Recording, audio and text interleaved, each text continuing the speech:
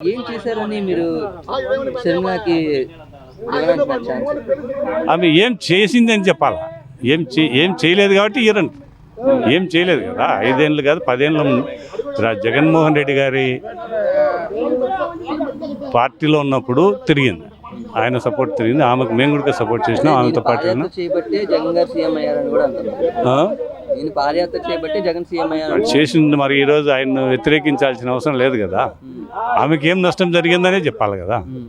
అదే మా కుటుంబానికి ఇలాగా మా బాబాయ్ గారిని చంపారు కాబట్టి మేము మాకు అన్యాయం జరిగింది కాబట్టి వచ్చి మాట్లాడుతున్నాం. వాళ్ళ బాబాయిని చంపిన వ్యక్తులు ఎవరో ప్రజలందరికీ తెలుసు, కడప జిల్లా ప్రజలకు తెలుసు, రాష్ట్ర ప్రజలకు తెలుసు.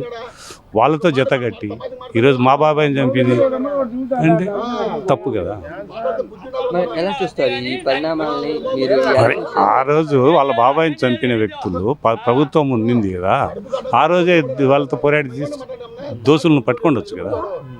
చంపినోడు నేను చంపినా అని 161 రికార్డ్ చేసినప్పుడు అట్లాంటి వ్యక్తిని వదిలి పక్కన పెట్టుకొని వాళ్ళు తిరిగి మా బాబాయికి అన్యాయం జరిగింది. మా బాబాయ్ ఈరోజు వాళ్ళకి ఎప్పటికి వస్తుంది. ఆయన గత చనిపోకముందు 8 ఏళ్ళు ఒంటరి జీవితం గడిపినాడు ఆయన.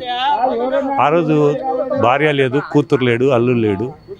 ఈ అన్న కూతురు షర్మిలమ్మ గారు వచ్చి నేను నీకు బాబాయ్ నీకు తోడుంటాను నేను ఉండాలి.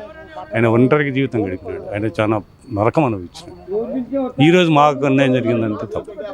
అదే ఇప్పుడు ఫైనల్గా 3 ఎంపీలు పోటీ చేస్తున్నారు, ఇక్కడ ఎవరు గెలుస్తారు? మా అభిమానం అయితే మేము అభిమానం కాబట్టి వైఎస్ అవినాష్ రెడ్డి గారే గెలుస్తారు, భారీ మెజారిటీతో గెలుస్తారని మనం.